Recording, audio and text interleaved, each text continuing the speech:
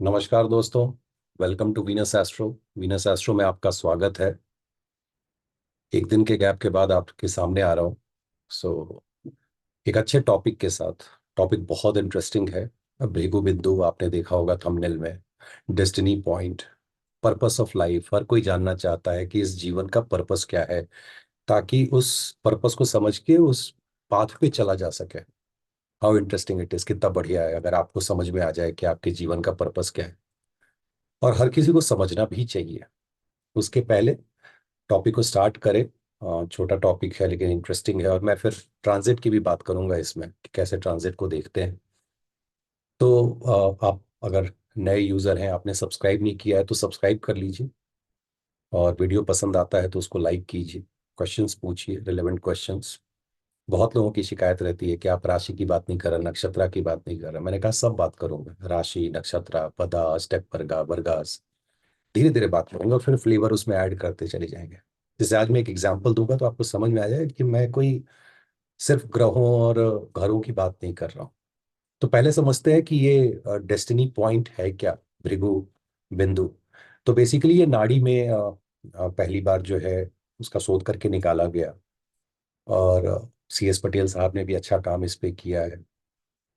ये आपको राहु और मून के बीच का जो है वो सेंटर पॉइंट आप निकालते हैं कि मिड पॉइंट क्या है। और मिड पॉइंट निकालने के बाद उसको हम लोग डेस्टिनी पॉइंट या भृगु बिंदु कहते हैं। तो कैसे निकालें? दो तरीका है। एक तो आप ऑनलाइन चले जाइए, मिड पॉइंट के सॉफ्टवेयर से उसको यूज कीजिए, आपको पता चल जाएगा। आप डेट ऑफ बर्थ डालें, वो बता देगा कि आपका इन दोनों प्लैनेट के बीच का मिड पॉइंट कहाँ है। दूसरा, आप लॉन्गिट्यूड जोड़ लें। मान लीजिए मून अगर बैठा हुआ है, लियो में है, और आपने जोड़ लिया कि ठीक है 4 घर हो गया, तो 30 चौके 20 से 120। और प्लस 20-22 डिग्री पे है तो आप उसको ऐड कर लीजिए। प्लस राहु को आप देख लीजिए, दोनों को आप माइनस कीजिए। मून में से राहु को घटा दीजिए, कितने डिग्री का अंतर आ रहा है उसको 2 से डिवाइड कर दीजिए। जो भागफल आता है वो राहु में जोड़ दीजिए। वो आपका निकल के चला जाएगा भृगु बिंदु, वो पॉइंट। ये पॉइंट इतना इंपॉर्टेंट क्यों है और इसकी एनालिसिस कैसे होनी चाहिए, ये ज्यादा जरूरी है। आपको ये समझना जरूरी है कि इसकी एनालिसिस कैसे होनी चाहिए। आपने पॉइंट तो निकाल लिया। जैसे मान ली मेरे ही केस में जो है वो लियो में पड़ता है। फिर मैं देखता हूँ कि अच्छा साइन तो मैंने देख लिया, भाव भी देख लिया कि चलो 9th हाउस में है, पकड़ लिया। फिर मैंने देखा नक्षत्र कौन सा है। फिर नक्षत्र का एनालिसिस आपको करना होगा। जैसे मेरे केस में मागा नक्षत्र में कौन से पदा में ये पड़ रहा है। और तब आप इस चारों के फ्लेवर को मिलाते हैं। तो पहले आप भाव देखते हैं। भाव आपको पहला इंडिकेशन देता है कि इस व्यक्ति का जो पर्पस ऑफ लाइफ है इस डायरेक्शन में है, इसको इस डायरेक्शन में काम करना है। दूसरा, आप उसके एसोसिएटेड प्लैनेट्स देखते हैं, कौन उनको सपोर्ट कर रहा है, कौन उनको अपोज कर रहा है, किसका इंटरेस्ट है। आप अर्गला लगा लीजिए, मैंने पहले भी कहा है कि आप अर्गला लगा के देख सकते हैं। 2 4 11 देखिए, 5 देखिए, किसका इंटरेस्ट है उस पॉइंट में। और जब आपने मान लीजिए 9th भावा देखा तो धर्मा हो गया, हायर एजुकेशन है, ट्रैवल है, पिताजी है। ये सारी चीजें आप दिमाग में रखेंगे कि एक व्यक्ति का जो पर्पस है वो इन सारी चीजों से कनेक्टेड है। फिर जब आपने नक्षत्र पकड़ा, जैसे माघा नक्षत्र की मैं बात करता हूँ। माघा नक्षत्र जो है वो कौन उसको रूल करता है? केतु रूल करते हैं। केतु का काम क्या है? डीप रूटेड है। मतलब वो एकदम नहीं, दो ही चीज है। केतु एकदम नीचे डीप रूटेड जाएंगे, एनालिसिस करेंगे। और दूसरा, केतु फ्लैग दिखाते हैं। तो व्यक्ति ऊपर जा सकता है। अप्रोच क्या रहेगा? Deep rooted. किस चीज में? अकल्ट में। अकल्ट प्रैक्टिसेस में, आप चाहे वो एस्ट्रोलॉजी कह लीजिए, तंत्र कह लीजिए, ब्लैक मैजिक कह लीजिए। 9th हाउस में है तो अकल्ट से धर्मा, ये आप समझते हैं। फिर आप पदा देखते हैं, 1 2 3 4 किस पदा में है। भाई धर्मा है, अर्था है, कामा है, मोक्षा है। फिर आप उसी से डायरेक्शन रिलेट करते हैं, कौन से डायरेक्शन में है। वो ईस्ट डायरेक्शन जाएगा, साउथ डायरेक्शन जाएगा, आपका वेस्ट डायरेक्शन जाएगा, नॉर्थ डायरेक्शन जाएगा। जाएगा मतलब जो कर्म उसको करना है, इस चीजों इन चीजों से रिलेटेड उसका क्या डायरेक्शन होगा, वो भी आप तय करते हैं। वो भी आपको पता चलता है पदा को देख करके। तो जब आप नक्षत्र पढ़ेंगे, जब मैं पढ़ाऊंगा, और जब पदा को समझेंगे, तो सिर्फ नक्षत्र ही नहीं समझना है। नक्षत्र है बहुत इंपॉर्टेंट, तो उसके एक लेवल लेवल और नीचे जाना है। और मैं आपको बताऊं, जब आप योग पढ़ते हैं कंजंक्शन, तो ऐसे तो अभी ऊपर ऊपर गज केसरी है वो बातें हम लोग करते हैं। जब ये क्लासेस बहुत आगे जाएंगी और जब पदा लेवल पे आप कंजंक्शन देखेंगे, तब लिटरली आप समझ पाएंगे कि दो प्लैनेट आपके साथ कर क्या रहे हैं। कंजंक्ट तो हो गए, एक ही घर में है, दो अलग अलग नक्षत्राज में है, अलग अलग पदा दिखा रहा है, कोई धर्मा कोई अर्था, आखिर ये कॉन्फ्लिक्ट है क्या? तो रियल चार्ट एनालिसिस उस लेवल पे होता है। और तब जब आप उस लेवल पे करते हैं तब व्यक्ति को बता पाते हैं कि आपका पर्पस ऑफ लाइफ क्या है। जैसे मैं केतु की बात कर रहा था, माघा की बात कर रहा था, माघा एंसेस्टर्स है, कहा जाता है कि वैसा ही व्यक्ति अपने घर में या जो भी हो फिर से पुनर्जन्म लिया है। ऐसे व्यक्ति को सलाह दिया जाता है कि अमावस्या के समय जो आप तर्पण करें, आपके जो पूर्वज हैं वो आपका तर्पण स्वीकार करने के लिए। तो ये वो छोटी छोटी चीजें हैं जो पर्पस ऑफ लाइफ में आपको कि कैसे आगे प्रोग्रेस करना है। आपको पता है पर्पस ऑफ लाइफ धर्मा है, एस्ट्रोलॉजी है, अकल्ट है, डीप रूटेड है, one day I go up, I rise in my career whatsoever, वो सारी चीजें हैं। माध्यम क्या होगा? और केतु की तो बात ही अलग है। मैं हमेशा कहता हूँ एक चीज आप याद रखिए, मैं बहुत बार पोस्ट में भी देखता हूँ, उठे और तुरंत से ब्लेम कर दिया, ये राहु की वजह से, ये केतु की वजह से, ये शनि की वजह से। एनालाइज कर लो, ऐसे ब्लेम मत करो ग्रहों को। किस दिन उलट करके अगर जवाब दे दिया ग्रहों ने तो आपके लिए मुश्किल हो जाएगी। भाई मान लीजिए शनि है, आपने कह दिया कि सब प्रॉब्लम शनि की वजह से हो रहा है, तो आधे लोग आते हैं, 7.5 ही चल रहा है मेरा जी इसलिए मैं सब बर्बाद हो गया, ऐसा कुछ है नहीं। 7.5 का सिंपल कॉन्सेप्ट है, किस दिन उस पर बात करेंगे। वही शनि बोलेंगे यार मैंने कुछ किया नहीं, मेरे को ब्लेम कर रहा है, एक काम करता हूँ उसको पनिश कर देता हूँ। तब आप कहेंगे ये क्या हो गया। तब जब रिजल्ट मिलेगा आपको ज्यादा बुरा लगेगा और वो बहुत हार्श रिजल्ट होगा। इसलिए किसी भी ग्रह को आप जब बोलते हैं कि नहीं नहीं, ये नहीं ये नहीं, ये प्लैनेट या ये ग्रह जो है रिस्पॉन्सिबल है, मेक श्योर आप प्रॉपर एनालिसिस उसको कर लें। जब डेस्टिनी पॉइंट का एनालिसिस होता है भृगु बिंदु का, तो ये सिर्फ और सिर्फ D1 में नहीं होता है। इसका एनालिसिस दो तरीके से होता है। एक, आप हर एक वर्गा को देखते हैं, क्योंकि आपका पर्पस ऑफ लाइफ जो है वो सिर्फ लग्ना में या राशि चार्ट में नहीं है। आप D9 में देखते हैं, चाहे वो आपकी स्पाउस हो, आपका भाग्य हो, आप D10 में कर्म को समझते हैं। इस तरह से हर एक वर्गा में देखते हैं। सबसे इंपॉर्टेंट क्या होता है कि जिस किसी भी घर में पड़ रहा हो उससे रिलेटेड वर्गा में देखिए, आपको आइडिया मिल जाएगा एग्जैक्टली कि आपका लाइफ पर्पस क्या है। मैं क्यों हूं एस्ट्रोलॉजी में, तो अपना बता दिया, माघा नक्षत्र में केतु का नक्षत्र है, वो सन का साइन है। तो ये एक इंडिकेशन बहुत पहले मिला कि नहीं यार इस व्यक्ति को इसमें आगे जाना चाहिए, यही यही मार्ग है धर्म को या आप मोक्ष की तरफ जाने के लिए। एक बार जब आप इसको समझ लेंगे आपके लिए बहुत आसानी हो जाएगी। ठीक है, इसका एनालिसिस हम लोग चैनल पे इतना आसानी से नहीं कर सकते हैं कि मैं एक एक उठा करके कौन से नक्षत्र में कौन से पदा में, जब पढ़ेंगे तब देखेंगे। आप क्या कर सकते हैं इसको, आप इसको ट्रांजिट में बहुत अच्छे से इस्तेमाल कर सकते हैं, बहुत ही अच्छे से। देखिए आपके चार्ट में भृगु बिंदु कहाँ है, उसके बाद इसके ऊपर या इसके ट्राइन से जुपिटर, वीनस, मरकरी अगर ये जा रहे हो तो आपको बेनिफिट होगा। स्पेशली जुपिटर, जुपिटर आपको पैसा देंगे, आपके डिजायर फुलफिल करेंगे। चाइल्ड बर्थ के लिए आप देख सकते हैं, मैरिज के लिए देख सकते हैं, देश काल पात्र को ध्यान में रखते हुए। नौकरी में प्रमोशन की बात है, वो आपको हो जाएगी। कोई पुराना फुल डिजायर जो पड़ा हुआ है, जो आप सोच रहे हैं घर मकान बनाने का, वो सब कुछ आपको हो जाएगा। ये जरूरी है, ध्यान रखिए कि ट्राइन में होने से ज्यादा इंपॉर्टेंट कंजंक्शन है। अब दूसरी चीज, ट्रांजिट का जब आप एनालिसिस करते हैं, बहुत बार ट्रांजिट भी 1 साल का है, 1.5 साल का है, 2.5 साल का है। क्या 2.5 साल आपको रिजल्ट मिलेगा पॉजिटिव या निगेटिव? नहीं, ऐसा नहीं होता है। अगर मान लीजिए किसी ट्रांजिट में किसी व्यक्ति को तो रिलेटिव को मरना लिखा हो, तो क्या 2.5 साल तक लोग मरते ही रहेंगे? नहीं, आपको उस पदा लेवल पे उतरना है। ठीक है, हम लोग नवांश में जाएंगे, राशि तुल नवांश, नवांश में कैसे ट्रांजिट देखते हैं, जब ट्रांजिट जब मैं पढ़ाऊंगा तब बताऊंगा। बट अभी D1 में आप उस पदा को देखें जहां भृगु बिंदु पड़ रहा है, और पर्टिकुलरली उस पदा में अगर जब ट्रांजिट हो रहा है जुपिटर का, तो बेस्ट रिजल्ट आपको मिलेगा, या सेम डिग्री पे आपके ट्राइन में हो। देख लीजिए कि कितने डिग्री पे, और ट्राइन में उसी अगर डिग्री पे आ रहा है तो आपको वो रिजल्ट देगा। प्रमोशन, आप वेट कर रहे हैं, आपको प्रमोशन मिलेगा फॉर गारंटी, पैसा आएगा, बहुत बढ़िया रिजल्ट होता है।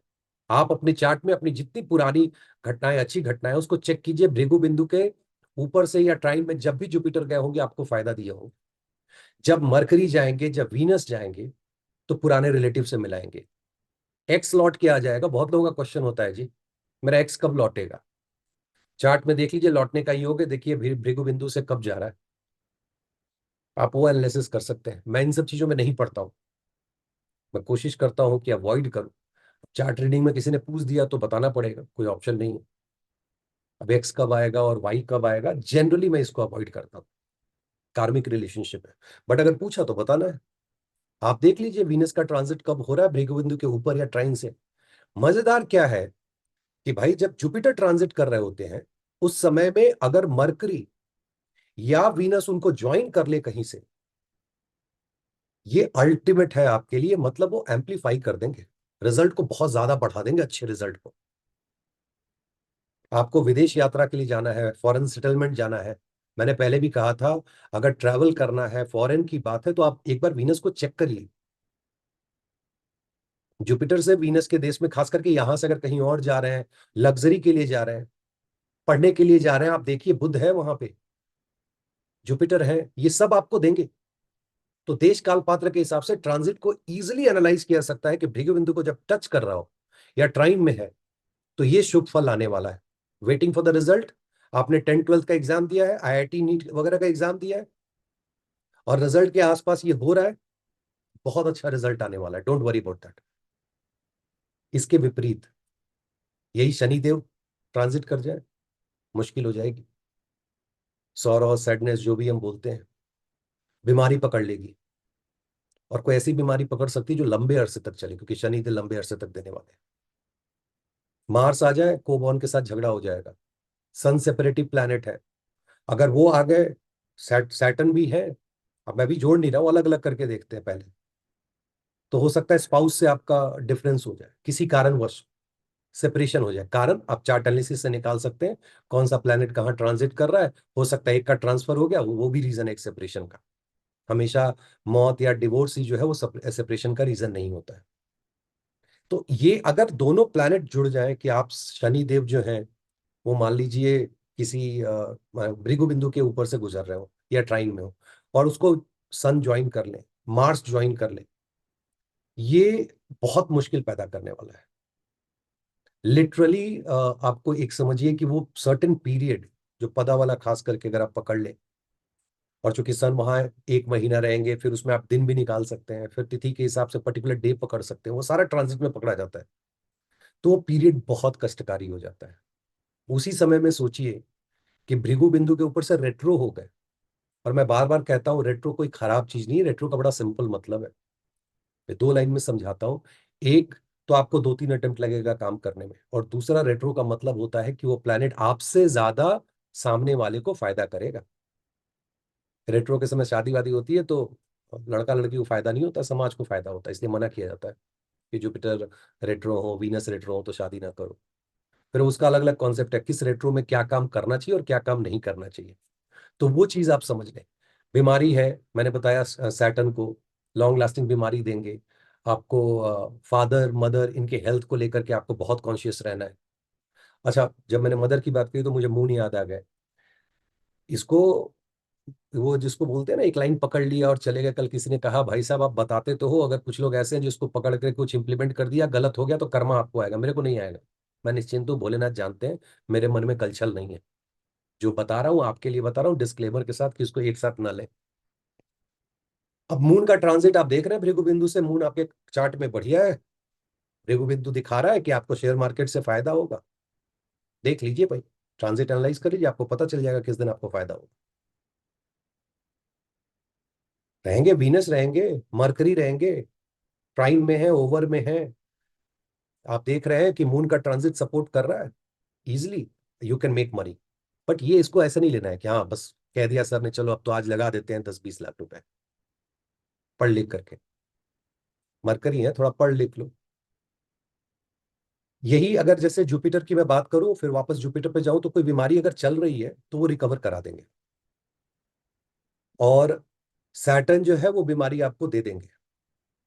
सबसे जो ज्यादा इसमें अगर प्रॉब्लम कोई होता है तो राहु केतु का ट्रांजिट। देखिए डेस्टिनी पॉइंट भृगु बिंदु किस घर में पड़ा है वो भी डिपेंड करता है कि रिजल्ट कैसा मिलेगा। मान लीजिए 11वें घर में आ रहा है, तो राहु का ट्रांजिट थोड़ी खराब होगा, उनका अपना घर है। ऑल ऑफ अ सडन आपको गेन दे देंगे, ऑल ऑफ अ सडन। लेकिन ये किसी ऐसे घर में पड़ गया जो राहु के मित्र नहीं है, और घर भी, भाव भी जो है वो अजीब, नक्षत्रा भी जो है वो अपोजिट का है। मान लीजिए वो मून के साइन में, या क्या बोलते हैं, सन के साइन में, सूर्य और चंद्रमा के साइन में कहीं, या मंगल के साइन में कहीं भृगु बिंदु है। नक्षत्रा भी इन्हीं तीनों में से किसी एक का है। जब वो ट्रांजिट करेंगे, मेजर सेटबैक देंगे, मेजर और बड़ा सेटबैक देंगे। वो डेथ हो गया रिलेटिव का, आप चेक कर सकते हैं कौन सा रिलेटिव, आप रिलेटिव पकड़िए चार्ट रोटेट करके। टैक्स वैक्स का इश्यू हो जाता है, लीगल बहुत मैटर फंसते हैं। All of a sudden case हो रहा है, लोग समझ नहीं पा रहे हैं क्यों हो रहा है, वो आपको ट्रांजिट इंडिकेट कर देगा। जो बढ़िया आदमी होगा, जो एस्ट्रोलॉजी में है, काफी दिनों से प्रैक्टिस कर रहा है इन सब चीजों को, वो आपको पहले ही आगाह कर देगा कि इस समय में ये हो सकता है, इससे आपको बचने की जरूरत है। वो राहु है तो मान के चलिए कि सांप, एक्सीडेंट, ये सब चीजें, स्नेक बाइट वगैरह देखते हैं, all of a sudden accident होना। गवर्नमेंट इसको, केतु को हम लोग कहते हैं फ्लैग। मैंने कहा ना, माघा नक्षत्र ऊपर ले जाना, वही केतु। क्योंकि फ्लैग जो है वो सिंबल है अथॉरिटी का। गलत घर में भृगु बिंदु है और केतु जो है वो ट्रांजिट कर रहे हो, तो वही जो अथॉरिटी है वो आपको पनिश करती है, टैक्स वैक्स को लेकर के। सिंपल कॉन्सेप्ट है, ऐसे आप समझ सकते हैं। तो ये आप हर एक प्लैनेट को पकड़ेंगे और देखेंगे कौन ट्रांजिट कर रहा है। जो अच्छे प्लैनेट है अच्छा रिजल्ट देंगे, साथ में रहेंगे तो मैं एम्पलीफाई कर देंगे उस रिजल्ट को। और अगर बुरे प्लैनेट है तो बुरा रिजल्ट देंगे, साथ में जुड़ जाएंगे तो और भी बुरा देंगे। रेमेडी सबकी है, कैसे रेमेडी करनी है वो जब क्लास रेमेडी की होगी तो उसको उस समय बनाना सीखा है, क्योंकि रेमेडीज पर्सनलाइज होती हैं। बट उम्मीद करता हूं कि आपको भृगु बिंदु समझ में आया होगा, कैलकुलेशन समझ में आया होगा। मून से राहु के लॉन्गिट्यूड को माइनस करके उसको डिवाइड कीजिए, फिर राहु में उसको ऐड कीजिए, पॉइंट निकल जाएगा। पर्पस ऑफ लाइफ समझने के लिए साइन पकड़िए, उसका लॉर्ड पकड़िए, नक्षत्रा पकड़िए, उसका लॉर्ड पकड़िए, पदा पकड़िए। इतने का एनालिसिस कीजिएगा, आपको समझ में आया कि आपको लाइफ में किस तरफ जाना है। और उस तरफ आप मेहनत करेंगे तो बहुत अच्छा करेंगे, बहुत सक्सेसफुल होंगे। जो भी वो नक्षत्र आपको बता रहा है, जो रिचुअल्स करने के लिए, जो प्रैक्टिसेस करने के लिए, उसको जरूर करें, वो बहुत ज्यादा जरूरी है। और उसी तरह से जब आप ट्रांजिट को देखें तो अच्छे प्लैनेट अच्छा रिजल्ट देंगे ट्राइन में और कंजंक्शन में। ध्यान रहे, कंजंक्शन ज्यादा अच्छा रिजल्ट देता है। और आपको स्पेशली उस पदा को पकड़ना है जिसमें भृगु बिंदु पड़ा हुआ है, जो निकल के आ रहा है। अगर पदा को आप देखेंगे एग्जैक्ट, आपको पता चल जाएगा कि वो कब, किस समय में आपको वो रिजल्ट आने वाला है। इस तरीके से आप अपने चार्ट को एनालाइज कर सकते हैं। कल से हम लोग अपने रेगुलर क्लास फिफ्थ हाउस को कंटिन्यू करेंगे। उम्मीद करता हूँ कि छोटा सा वीडियो आपको पसंद आया होगा। लाइक कीजिए, सब्सक्राइब कीजिए, बने रहिए वीनस एस्ट्रो के साथ। Thank you very much. नमस्कार।